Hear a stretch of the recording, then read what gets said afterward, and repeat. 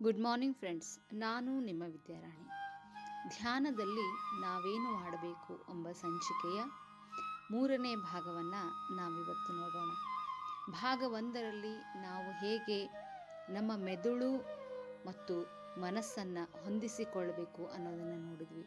ಭಾಗ 2ರಲ್ಲಿ ಹೇಗೆ ನಮ್ಮ ಹೃದಯ ಮತ್ತು ಮೆದುಳನ್ನು ಹೊಂದಿಸಿಕೊಳ್ಬೇಕು ಅನ್ನೋದನ್ನು ನೋಡಿದ್ವಿ. ಇವತ್ತು ನಾವು ಭಾಗ 3ರಲ್ಲಿ ಹೇಗೆ ನಮ್ಮ ಮನೋಭಿಲಾಷೆಗಳನ್ನು, ಸಂಕಲ್ಪಗಳನ್ನು ಹೇಗೆ ನನಸು ಮಾಡಿಕೊಳ್ಳಬೇಕು, ಧ್ಯಾನದಲ್ಲಿ ಅದಕ್ಕಾಗಿ ನಾವೇನು ಮಾಡಬೇಕು ಅನ್ನೋದನ್ನು ನೋಡೋಣ. ನಾವು ಕಲ್ಪನಾ ಶಕ್ತಿಯನ್ನು ಹೊಂದಿದ್ದೇವೆ. ಜಗತ್ತಿನಲ್ಲಿ ಬೇರೆ ಯಾವ ಪ್ರಾಣಿಗಳಿಗೂ ಇಲ್ಲದ ಅತ್ಯದ್ಭುತ ಶಕ್ತಿ ಮನುಷ್ಯನಿಗಿದೆ. ಅದೇ ಕಲ್ಪನಾ ಶಕ್ತಿ.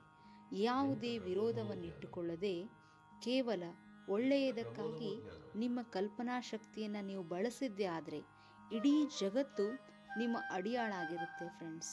ಸೊ ಹಾಗಾಗಿ ನಮಗೇನು ಬೇಕೋ ಅದರ ಕಡೆಗೆ ಮಾತ್ರ ಆಲೋಚಿಸುವುದನ್ನು, ನಮ್ಮ ಸಂಕಲ್ಪ ಶಕ್ತಿಯನ್ನು ಉಪಯೋಗಿಸಿಕೊಳ್ಳೋದನ್ನು ನಾವು ತುಂಬಾ ಕಲಿಬೇಕಾಗಿದೆ.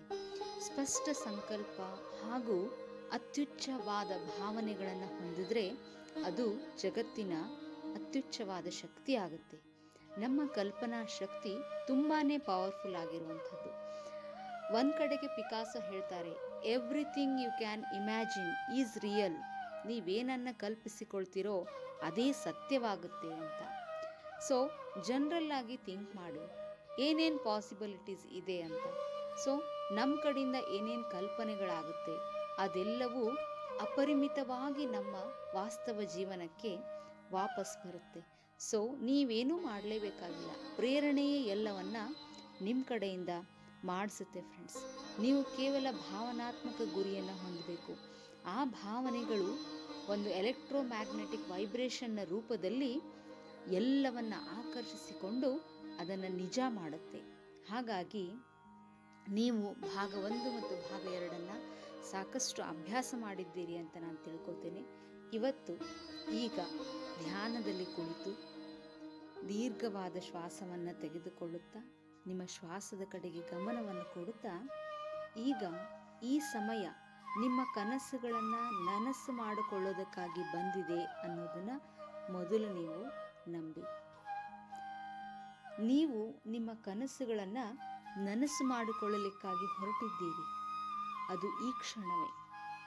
ನೀವು ಒಬ್ಬ ರೂಪಾಂತರೀಕರಣಕಾರರು. ಏನನ್ನು ಬೇಕಾದರೂ ಬದಲಾಯಿಸಬಲ್ಲ, ಯಾವುದನ್ನು ಬೇಕಾದರೂ ನಿಮ್ಮ ಕೈಯಿಂದಲೇ ಕ್ರಿಯೇಟ್ ಮಾಡಿಕೊಳ್ಳಬಲ್ಲ ಮಹಾನ್ ಶಕ್ತಿವಂತರು ಅನ್ನೋದನ್ನು ತಿಳಿದುಕೊಳ್ಳಿ ಫ್ರೆಂಡ್ಸ್. ಈಗ ನಿಮ್ಮ ಯಾವ ಮನೋಭಿಲಾಷೆ ಅದನ್ನು ನೀವು ಪಡೆಯಲು ಇಚ್ಛಿಸುತ್ತೀರೋ ಅದನ್ನು ನಿಮ್ಮ ಕಲ್ಪನೆಯಲ್ಲಿ ತಂದುಕೊಳ್ಳಿ.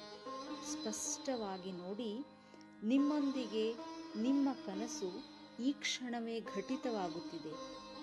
ಒಂದು ವೇಳೆ ನಿಮ್ಮ ಕನಸು ಈ ಕ್ಷಣವೇ ವಾಸ್ತವ ರೂಪದಲ್ಲಿ ನಡೆದರೆ ನಿಮ್ಗೇನು ಅನ್ನಿಸುತ್ತೆ ಅದನ್ನು ನೋಡಿ, ಅನುಭವಿಸಿ.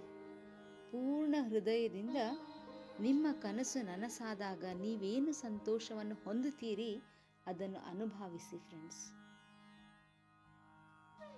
ನೆನಪಿಡಿ, ನಿಮ್ಮ ಸ್ಪಷ್ಟ ಸಂಕಲ್ಪ ಹಾಗೂ ಅತ್ಯುಚ್ಚವಾದ ಭಾವನೆಗಳು ಒಂದಾಗುವಂತಹ ಸಮಯವಿದು.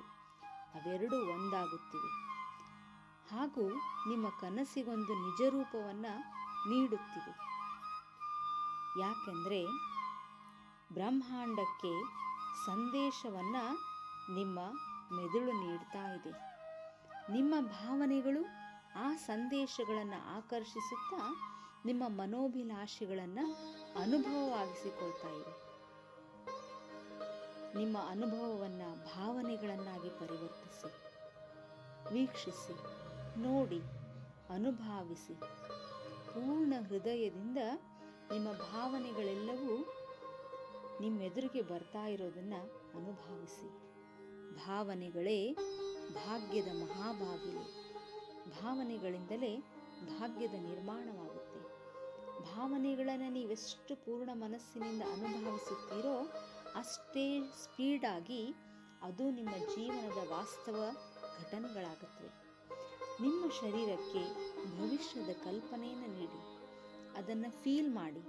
ನಿಮ್ಮೆಲ್ಲ ಇಂದ್ರಿಯಗಳನ್ನು ಬಳಸಿಕೊಂಡು ನಿಮ್ಮ ಭವಿಷ್ಯದಲ್ಲಿ ನಿಮ್ಮ ಕನಸು ನಿಜ ಆಗಿರೋದನ್ನು ಫೀಲ್ ಮಾಡಿ ಫ್ರೆಂಡ್ಸ್. ನಿಮ್ಮ ಶರೀರವನ್ನು ಹೊಸ ಮನಸ್ಸಿನ ಜೊತೆಗೆ ಬದಲಾಗಲು ಬಿಟ್ಟು ಬಿಡಿ. ಈ ಹೊಸ ವ್ಯವಸ್ಥೆಯೊಂದಿಗೆ ನಿಮ್ಮ ಹೊಸ ಜೀವನವನ್ನು ಬದುಕಲು ಪ್ರಾರಂಭಿಸಿ. ನಿಮ್ಮ ಮನೋಭಿಲಾಷೆ ನಿಜವಾದ ಕೂಡಲೇ ನೀವೇನು ಮಾಡಲಿಕ್ಕೆ ಇಚ್ಛೆಪಡ್ತೀರಿ, ಹೇಗೆ ವರ್ತಿಸಲಿಕ್ಕೆ ಇಚ್ಛೆಪಡ್ತೀರಿ, ಏನು ಅನುಭವವನ್ನು ಬಯಸ್ತೀರಿ, ಅದನ್ನೆಲ್ಲವನ್ನು ಈಗಲೇ ಅನುಭವಿಸಿಬಿಡಿ. ನೆನಪಿಡಿ, ನೀವು ಎಲ್ಲಿ ಗಮನ ನೀಡುತ್ತೀರೋ ಅಲ್ಲಿ ನಿಮ್ಮ ಶಕ್ತಿ ಪ್ರವಹಿಸುತ್ತದೆ. ನಿಮ್ಮ ಗಮನವೊಂದೇ ಆ ಶಕ್ತಿ ಯಾವುದರಿಂದ ನೀವು ಅನುಭವ ಪಡೀಲಿಕ್ಕೆ ಸಾಧ್ಯ ಅನ್ನೋದನ್ನು ತೋರಿಸಿಕೊಡುವಂಥದ್ದು. ನಿಮ್ಮ ಶಕ್ತಿಯನ್ನು ಅನುಭವಿಸಿ. ನಿಮ್ಮ ಶಕ್ತಿಯನ್ನು ಭವಿಷ್ಯದಲ್ಲಿ ಇನ್ವೆಸ್ಟ್ ಮಾಡಿ. ನಿಮ್ಮ ಶಕ್ತಿಯನ್ನು ಸಂಭಾವ್ಯಗಳಲ್ಲಿ ಇನ್ವೆಸ್ಟ್ ಮಾಡಿ ಫ್ರೆಂಡ್ಸ್. ನಿಮ್ಮ ಶಕ್ತಿಯಿಂದ, ನಿಮ್ಮ ಅವಲೋಕನೆಯಿಂದ ನೀವು ಭವಿಷ್ಯದಲ್ಲಿ ಜೀವಂತವಾಗಿ ನಿಮ್ಮ ಕನಸುಗಳನ್ನು ನೋಡ್ತಾ ಇದ್ದೀರಿ. ಸೂಕ್ಷ್ಮತೆಯನ್ನು ಭೌತಿಕ ಸತ್ಯವಾಗಿಸುತ್ತಾ ಇದ್ದೀರಿ. ಬನ್ನಿ, ಭವಿಷ್ಯದ ಶಕ್ತಿಯನ್ನು ಆಲಂಗಿಸಿಕೊಳ್ಳಿ, ಅದನ್ನು ಅನುಭವಿಸಿ.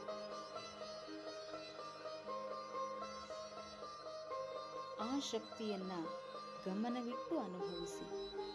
ಅಪಾರವಾದ ಆನಂದವನ್ನು ಹೊಂದಿ.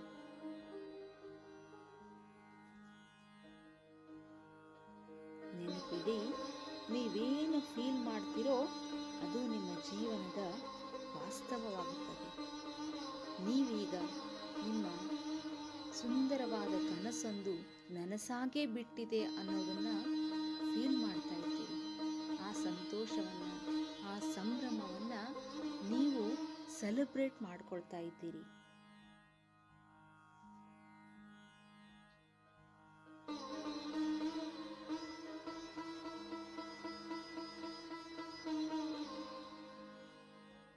ನಿಮ್ಮ ಅಂತರ್ಜಗತ್ತು ಯಾವಾಗ ಪರಿವರ್ತನೆ ಆಗುತ್ತೋ ಆಗಲೇ ನಿಮ್ಮ ಬಾಹ್ಯ ಜಗತ್ತು ಕೂಡ ಪರಿವರ್ತನೆ ಆಗುತ್ತೆ.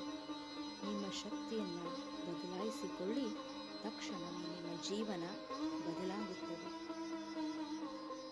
ಭವಿಷ್ಯದ ಶಕ್ತಿಯೊಂದಿಗೆ ಕನೆಕ್ಟ್ ಆಗಿ. ಅದು ನಿಮ್ಮೊಳಗೆ ಇದೆ, ನಿಮ್ಮ ಸುತ್ತಲೂ ಸದಾ ನಿಮ್ಮನ್ನೇ ಆವರಿಸಿಕೊಂಡಿದೆ. ನೀವು ಆ ಎಲ್ಲ ಸಂತೋಷಗಳನ್ನು ಫೀಲ್ ಮಾಡಿಕೊಳ್ಳಿ ಫ್ರೆಂಡ್ಸ್.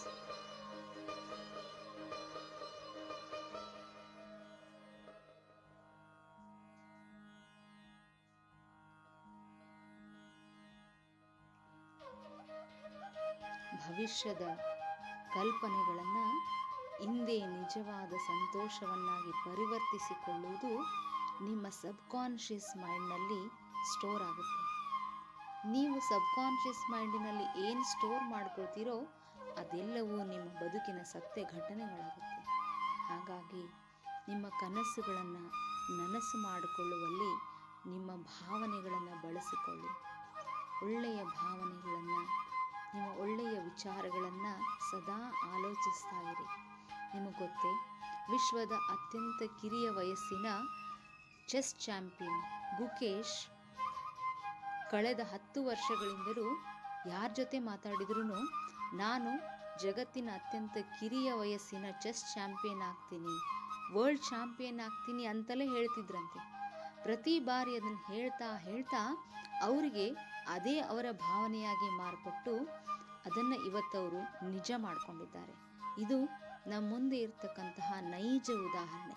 ಹಾಗೆ ನೀವು ನಿಮ್ಮ ಮನೋಭಿಲಾಷೆಗಳನ್ನು ನಾನು ಪಡೆದೇ ಬಿಟ್ಟಿದ್ದೀನಿ, ನಾನು ಗೆದ್ದೇ ಬಿಟ್ಟಿದ್ದೀನಿ, ನಾನು ಆ ಸಂತೋಷಗಳನ್ನು ಅನುಭವಿಸೇ ಬಿಟ್ಟಿದ್ದೀನಿ ಅಂತ ಫೀಲ್ ಮಾಡಿ ಫ್ರೆಂಡ್ಸ್. ಇಂದಿನಿಂದ ಧ್ಯಾನದಲ್ಲಿ ನಾವೇನು ಮಾಡಬೇಕು, ಭಾಗ 1, ಭಾಗ 2 ಹಾಗೂ ಭಾಗ 3 ಒಂದರ ನಂತರ ಒಂದನ್ನು ಕಂಟಿನ್ಯೂಸ್ ಆಗಿ ಪ್ರಾಕ್ಟೀಸ್ ಮಾಡ್ತಾ ಹೋಗಿ. ನಿಮ್ಮ ಸಂಕಲ್ಪ ಶಕ್ತಿಯನ್ನು ತುಂಬ ಚೆನ್ನಾಗಿ ಉಪಯೋಗಿಸ್ಕೊಳ್ಳೋದನ್ನು ನೀವು ಕಲಿತೀರಿ. ಹಾಗೂ ನಿಮ್ಮ ಬದುಕಿನ ರಚನೆಕಾರರು ನೀವೇ, you are the creators of your life ಅನ್ನೋದನ್ನು ನಿಮ್ಮಷ್ಟಕ್ಕೆ ನೀವೇ ಅನುಭವಿಸ್ತಾ ಹೋಗ್ತೀರಿ ಫ್ರೆಂಡ್ಸ್. ಇವತ್ತಿನ ಈ ನನ್ನ ಮಾಹಿತಿ ನಿಮ್ಗೆ ಇಷ್ಟವಾದಲ್ಲಿ ನನ್ನ ಚಾನಲ್ ಧ್ಯಾನಾಮೃತಕ್ಕೆ ಸಬ್ಸ್ಕ್ರೈಬ್ ಆಗಿ, ನಿಮ್ಮ ಫ್ರೆಂಡ್ಸ್ ಮತ್ತು ರಿಲೇಟಿವ್ಸ್ಗೆ ಶೇರ್ ಮಾಡಿ, ಈ ವಿಡಿಯೋಗೊಂದು ಲೈಕ್ ಕೊಡಿ. Thank you friends. ಶುಭ ದಿನ.